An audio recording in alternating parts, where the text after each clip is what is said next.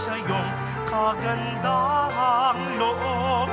Mga sala ko'y iyong linisin, ayon din sa pag-ibig mo sa akin. Bubuksan aking puso't isipan, pagsalansang ko'y aking kinikilala. Patawarin yaring kasalanan, ako'y kaawaan o mahal kong Diyos. Sang-ayon sa iyong kagandahang loob, mga sala ko'y iyong linisin, ayon din sa pag-ibig mo sa akin.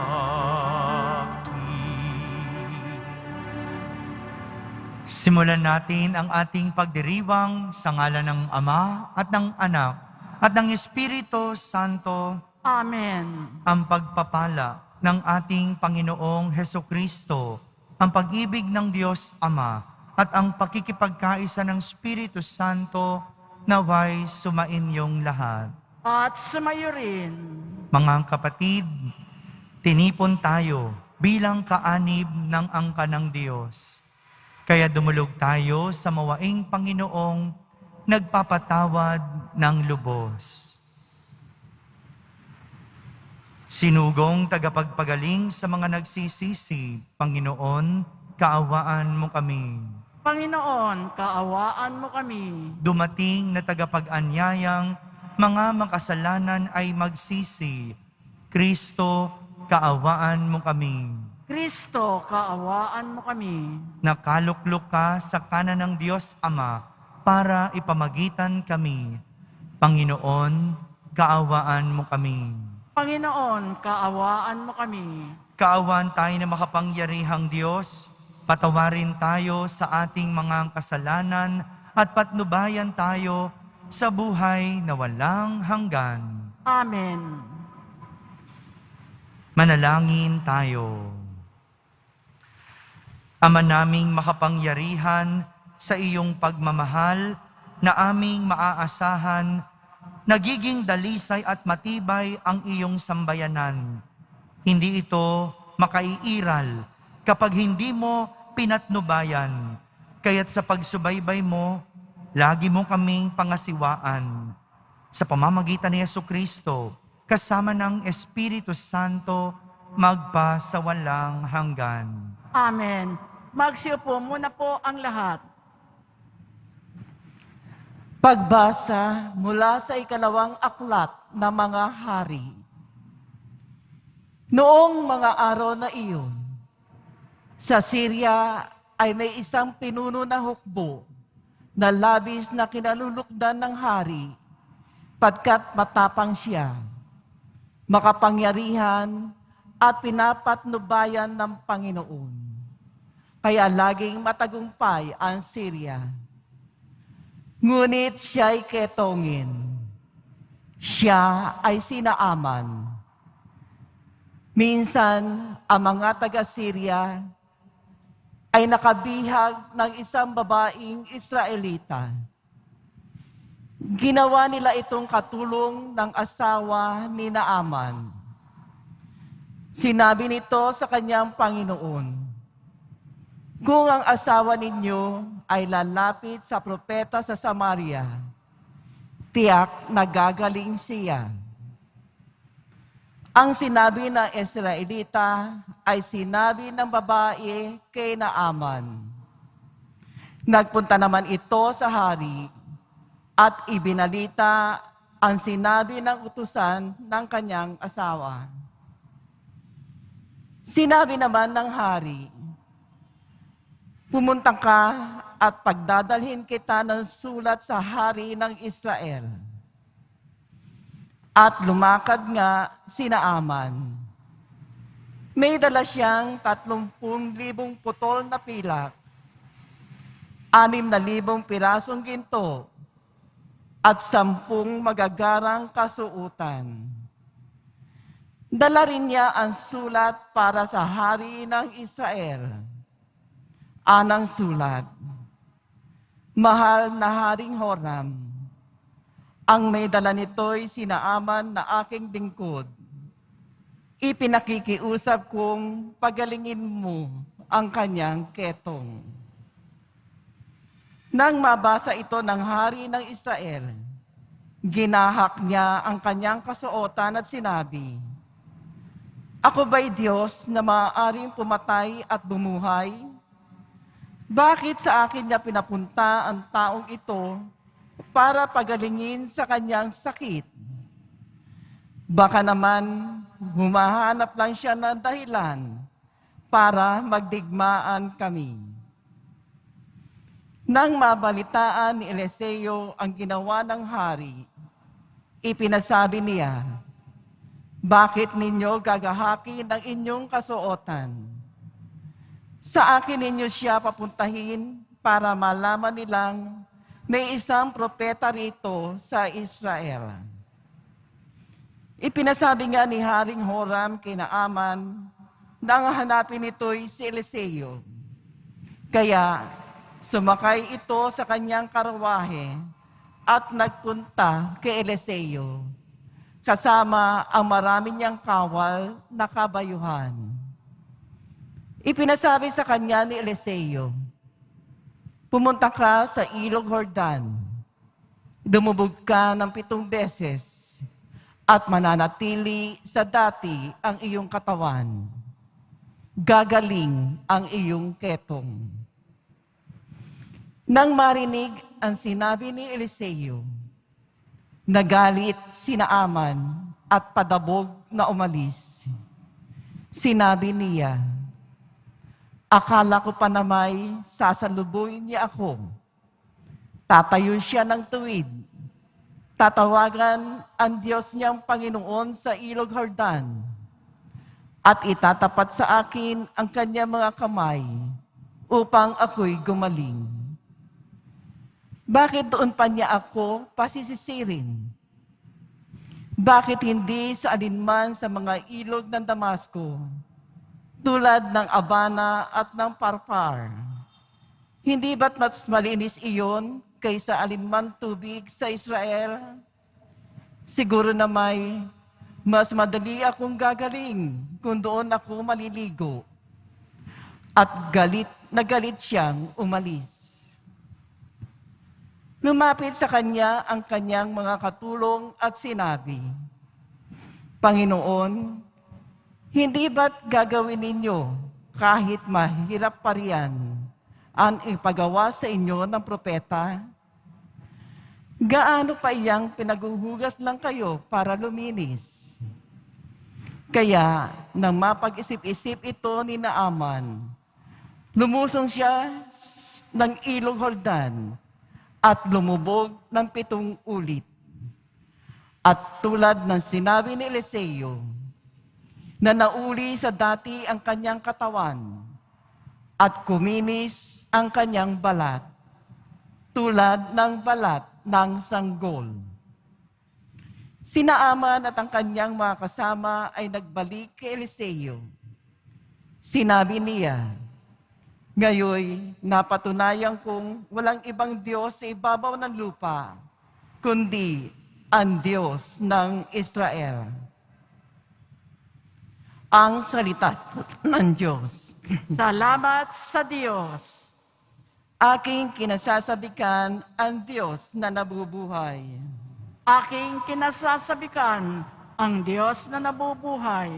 Kung paanong yaong batis ang hanap ng isang usa, gayon hinahanap ang Diyos ng uhaw kong kaluluwa. Aking kinasasabikan ang Diyos na nabubuhay. Nananabik ako sa Diyos, Diyos na buhay, walang iba. Kailan kaya maaaring sa harap mo ay sumamba?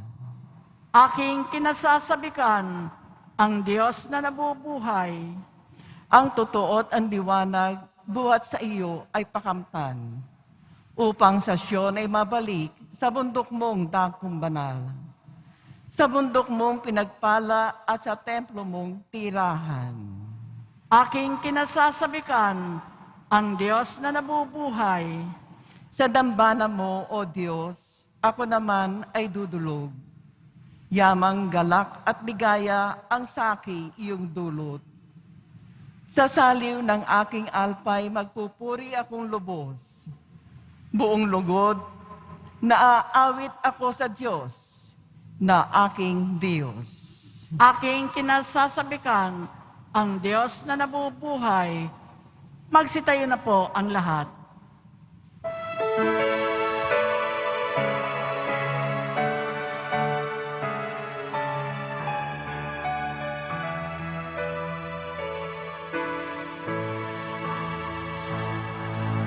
Nagpupuri kami sa'yo, Panginoong Jesucristo. Nagpupuri kami sa'yo, Panginoong Jesucristo. Umaasa ako sa Diyos, nagtitiwala ng lubos sa salitang nagdudulot ng pag-ibig na mataos upang kamtin ang pagtubos. Nagpupuri kami sa'yo, Panginoong Jesucristo. Sumainyo ang Panginoon. At sumayo rin. Ang mabuting balita ng Panginoon ayon kay San Lucas. Papuri sa iyo, Panginoon.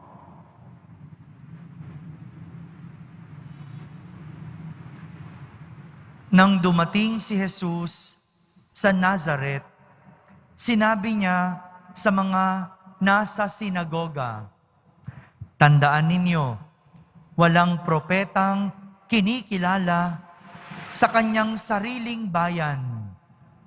Ngunit sinasabi ko sa inyo, maraming babaeng balo sa Israel noong kapanahunan ni Elias, nang hindi umulan sa loob ng 3 taot kalahati at magkaroon ng matinding tagutom sa buong lupain. Subalit, hindi sa kanino man sa kanila pinapunta si Elias, kundi sa isang babaeng balo sa Sarepta, sa lupain ng Sidon. Sa dinami-dami ng mga ketongin sa Israel noong kapanahunan ni Eliseo, walang pinagaling isa man sa kanila. Sina Aman pang taga-Syria ang pinagaling. Galit na galit ang lahat ng nasa sinagoga nang marinig ito. Nagtindigan sila at ipinagtabuyan siyang palabas sa taluktok ng burol na kinatatayuan ng bayan upang ibulid sa bangin. Ngunit dumaan siya sa kalagitnaan nila at umalis.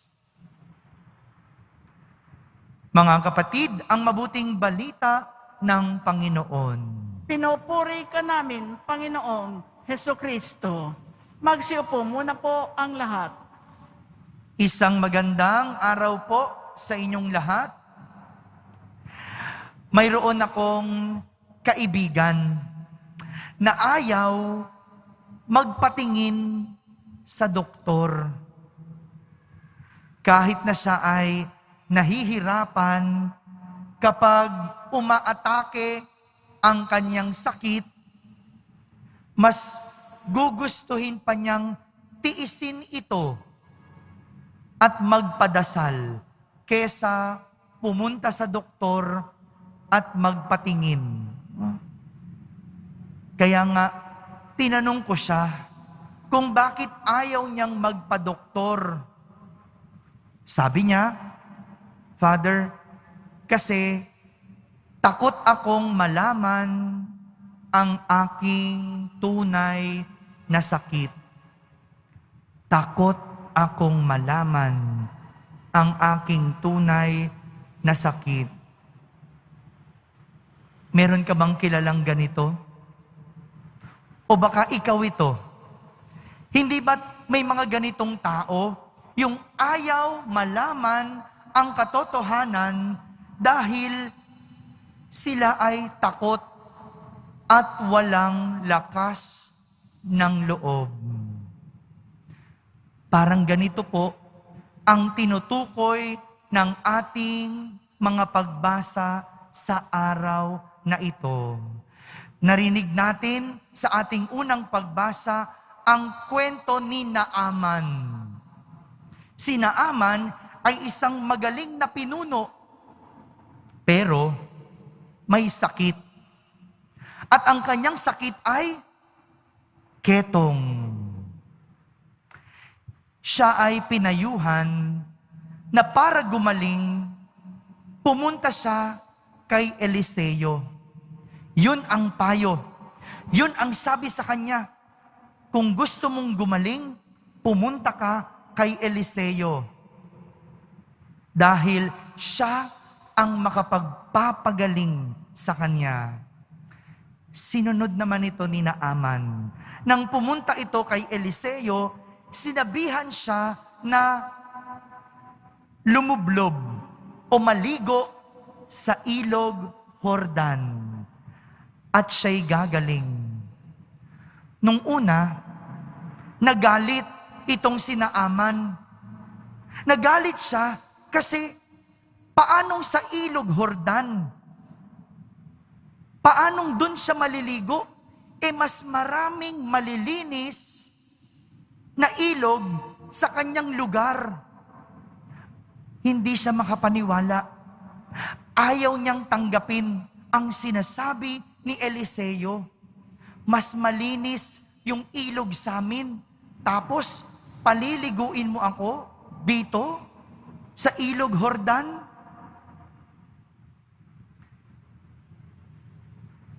Ayaw niyang sundin. Nagmamatigas itong si Naaman. Pero nung siya ay mapaliwanagan at nang tanggapin niya nang may kapakumbabaan ang payo ni Eliseo, siya ay lumublob sa ilog Jordan at gumaling. Mga kapatid, ito po ang realidad ng isang pisikal na karamdaman. Para gumaling, kailangan itong harapin. Ngunit mahaharap lang natin ito kung tayo ay mayroong lakas ng loob at kahandaang sumunod sa sasabihin ng isang doktor. 'Di ba? Kung ikaw ay may sakit na diabetes, pag sinabi ng doktor, bawasan mo ang kanin, iwasan ang soft drinks, sundin mo. Dahil kung magmamatigas ka, hindi ka gagaling. Lalong lalala ang iyong sakit. Kapag sinabing ikaw ay may high blood, sundin mo. Pag pinaiinom ka ng gamot, sundin mo. Kasi pag hindi mo sinunod at nagmatigas ka, aatake yan. Hindi ka gagaling. Mas lalo kang mapapasama. Ganyan kapag pisikal na karamdaman. Kailangan mo itong harapin at handa kang sumunod sa sasabihin ng isang doktor.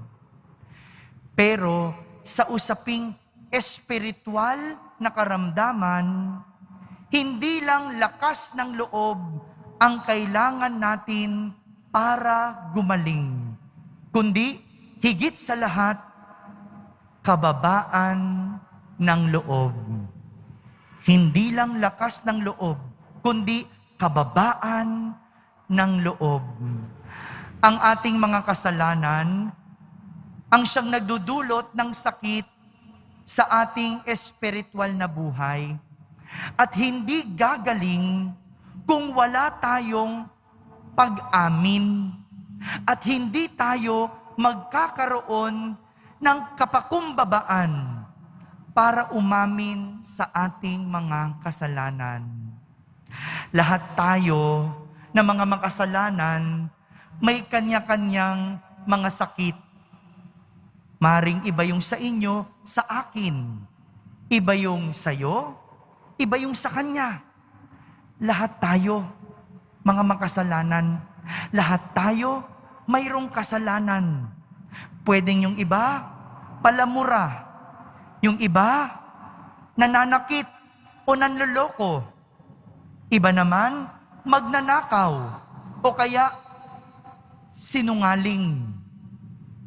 Lahat po ito sumisira sa buhay espiritual natin.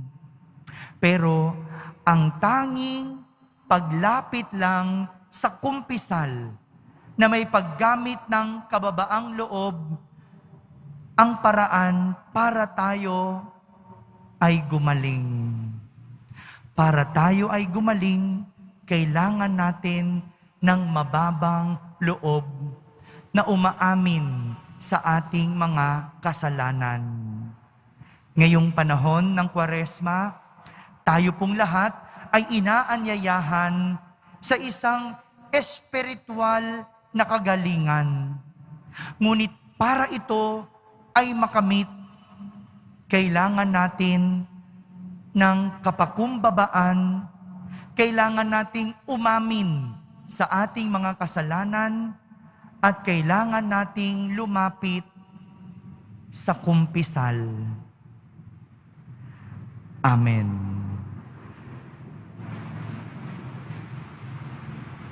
Magsitayo na po ang lahat. Minamahal kong mga kapatid, si Jesus ay hindi tinanggap sa kanyang sariling bayan. May pananampalatayang tinatanggap natin siya bilang ating Panginoon at tagapagligtas, at nananalangin tayo sa ngalan niya. Ating sambitin, Panginoon, tulungan mo kaming magmahal ng tulad ni Jesus. Panginoon, tulungan mo kaming magmahal ng tulad ni Jesus. Ang mga pinuno ng simbahan, naway magpahayag ng salita ng Diyos ng may tapang at isabuhay ito ng may paninindigan. Manalangin tayo. Panginoon, tulungan mo kaming magmahal ng tulad ni Jesus. Ang mga magulang na Kristiyano, naway maging malakas upang makasunod kay Kristo, na siyang daan at ang katotohanan at ang buhay. Manalangin tayo. Panginoon, tulungan mo kaming magmahal ng tulad ni Jesus. Ang ating pagpapakasakit ngayong Kwaresma, naway gawin nating higit na bukas sa mapanligtas na pag-ibig ng Diyos. Manalangin tayo. Panginoon, tulungan mo kaming magmahal ng tulad ni Jesus. Ang mga may sakit na nahihirapan sa kanilang kalagayan, naway makita ang presensya ng Diyos sa kanilang buhay sa pamamagitan ng pangangalaga at malasakit ng kanilang mga pamilya. Manalangin tayo. Panginoon, tulungan mo kami magmahal ng tulad ni Jesus. Sa katahimikan, ating ilapit sa Diyos ang ating mga pansariling kahilingan.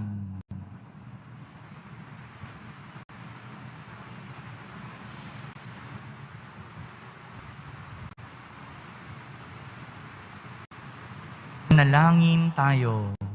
Panginoon, tulungan mo kaming magmahal ng tulad ni Jesus. Ama naming makapangyarihan, sapagkat wala sa aming lumalapit kay Jesus kung hindi mo kami akayin sa Kanya. Hinihiling namin ito sa pamamagitan ni Kristo na aming Panginoon. Amen. Magsiupo muna po ang lahat.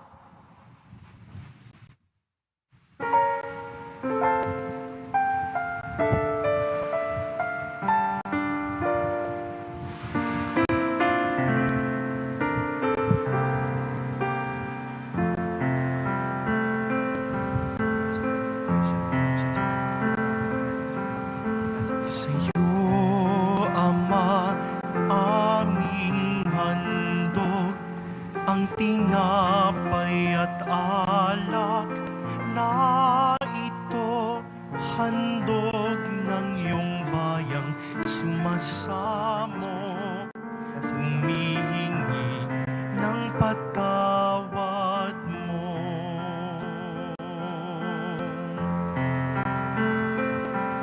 Sa pagsunod sa utos mo, nalulugod akong labis, di masukat ang galak ko, pagkat aking iniibig.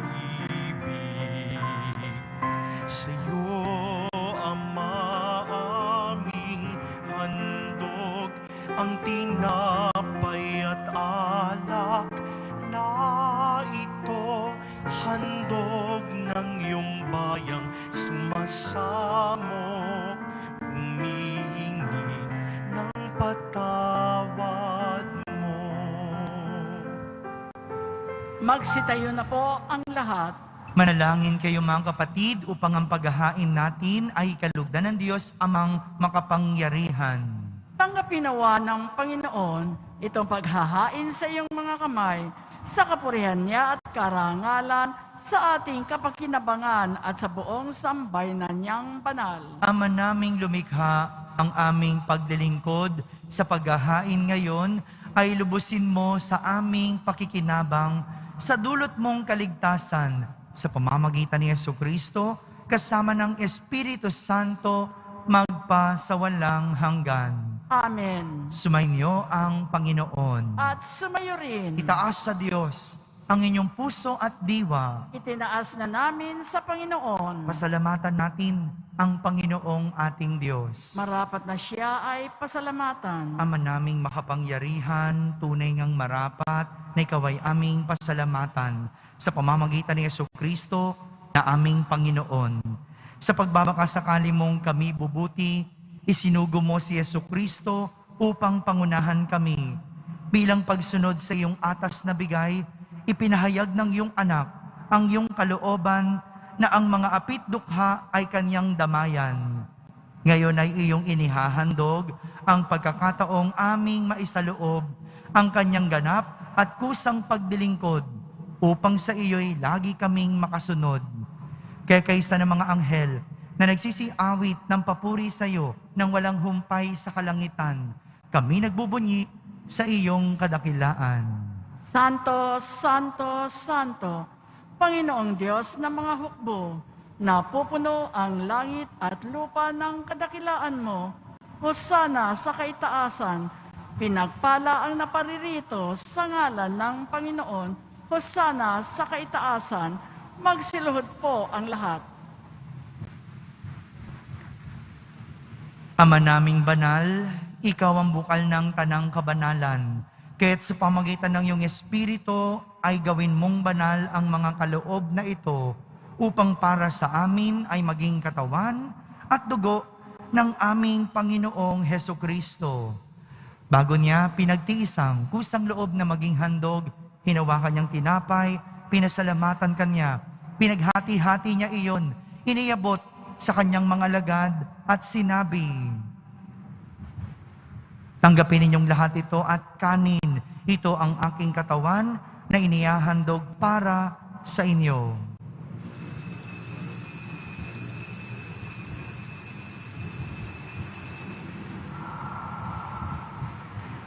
Gayon din naman, nung matapos ang hapunan, hinawakan niyang kalis, muli kanyang pinasalamatan. Iniabot niyang kalis sa kanyang mga lagad at sinabi, tanggapin ninyong lahat ito at inumin. Ito ang kalis ng aking dugo, ng bago at walang hanggang tipan. Ang aking dugo na ibubuhos para sa inyo at para sa lahat, sa ikapagpapatawad ng mga kasalanan. Gawin ninyo ito sa pag-alaala sa akin.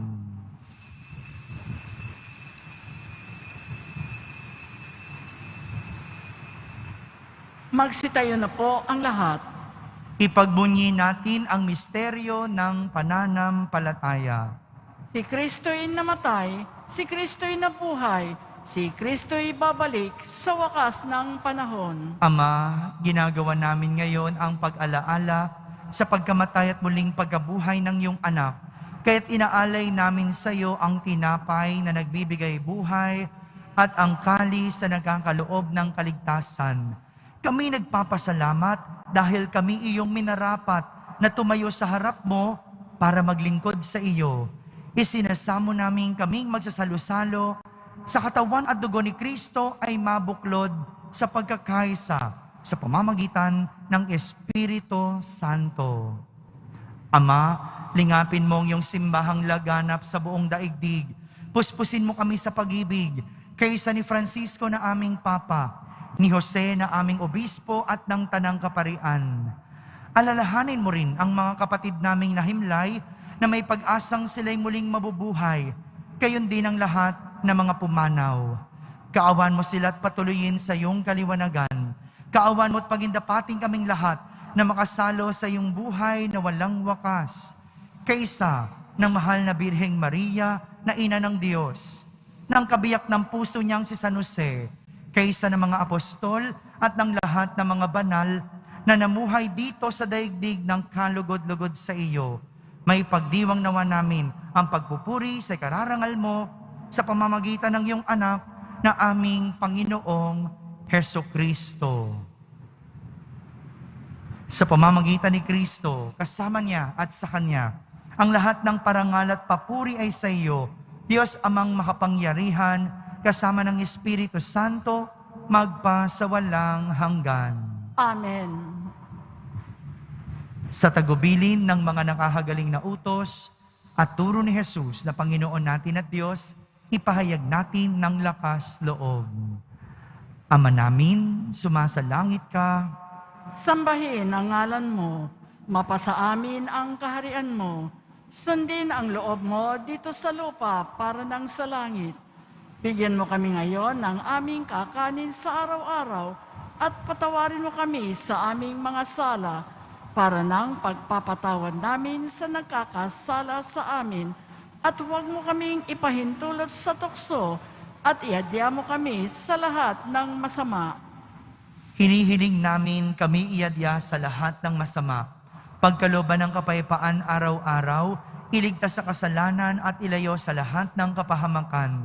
Samantalang aming pinananabikan ang dakilang araw ng pagpapahayag ng tagapagligtas naming si Hesukristo. Sapagkat iyo ang kaharian at ang kapangyarihan at ang kapurihan magpakailanman. Amen. Panginoong Hesukristo, sinabi mo sa iyong mga apostol, kapayapaan ang iniiwan ko sa inyo. Ang aking kapayapaan ang ibinibigay ko sa inyo. Tunghayan mo ang aming pananampalataya at huwag ang aming pagkakasala. Pagkalooban mo kami ng kapayapaan at pagkakaisa ayon sa iyong kalooban, kasama ng Espiritu Santo, magpa sa walang hanggan. Amen.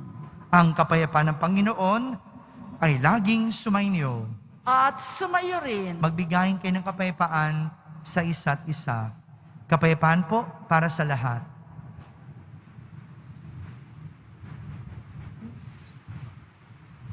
Kordero ng Diyos na nag-aalis ng mga kasalanan ng sanlibutan, maawa ka sa amin. Kordero ng Diyos na nag-aalis ng mga kasalanan ng sanlibutan, maawa ka sa amin. Kordero ng Diyos na nag-aalis ng mga kasalanan ng sanlibutan, ipagkaloob mo sa amin ang kapayapaan. Magsiluhod po ang lahat.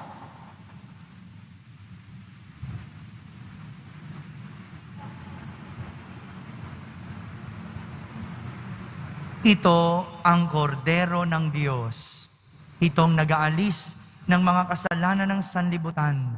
Mapalad ang mga inaaniyahan sa kaniyang piging. Panginoon, hindi ako karapat-dapat na magpatuloy sa iyo, ngunit sa isang salita lamang ay gagaling na ako. Ang katawan ni Kristo, Amen.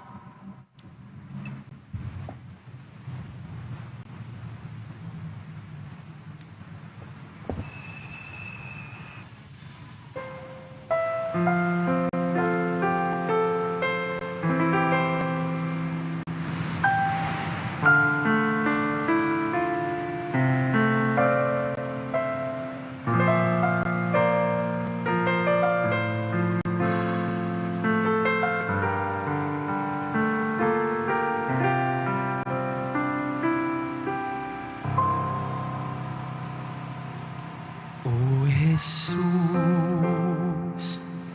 hilumin mo aking sugatang puso ng aking mahango.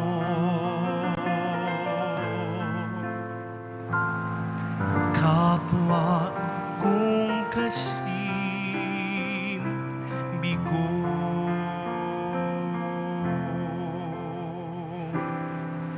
hapit at pait, iyong patamisin at hagkan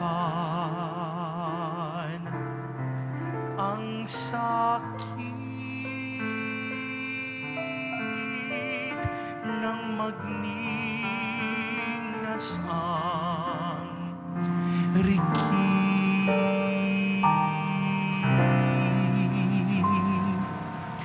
O Jesus, hilumin mo aking sugatang puso ng aking mahango. Kapwa kong kasim bigo, aking sugatan,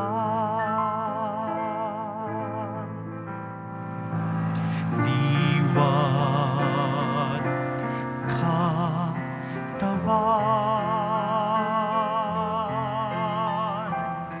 ay gawing daan ng iyong kaligtasan.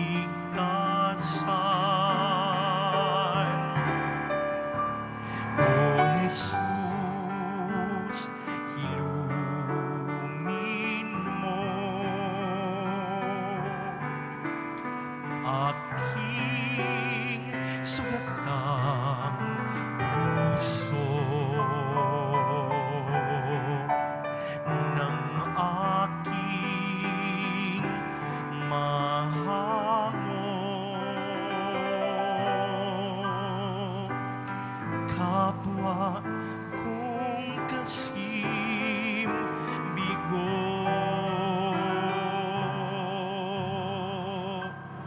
kapwa kong kasim bigo.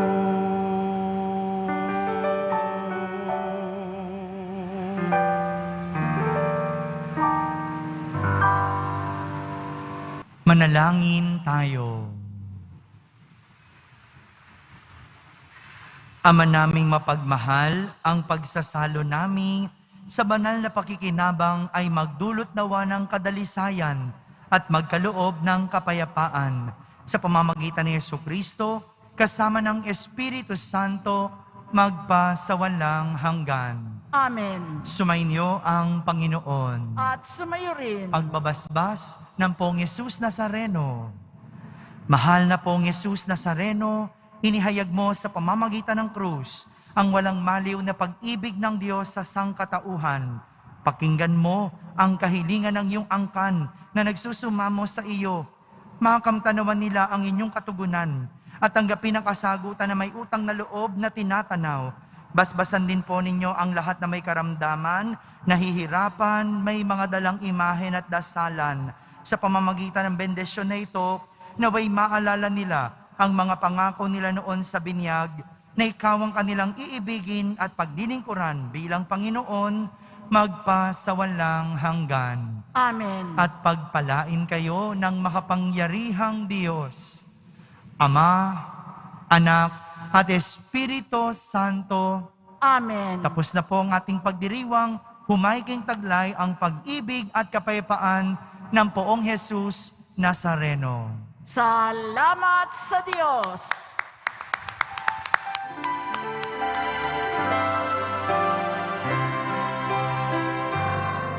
Nuestro Padre Jesus Nazareno, sinasamba ka namin.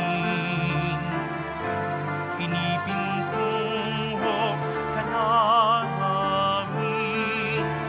Aral mo ang aming buhay at kaligtasan.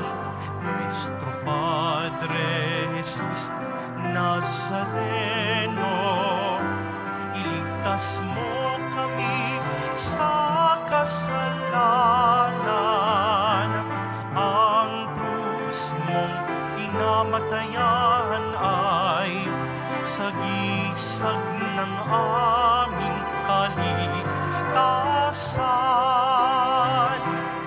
Nuestro Padre Jesus Nazareno, dinarangal ka na amin.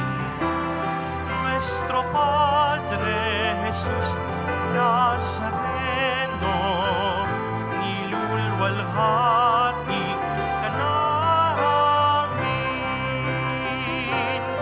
Nuestro Padre Jesus Nazareno, dinarangal ka na amin.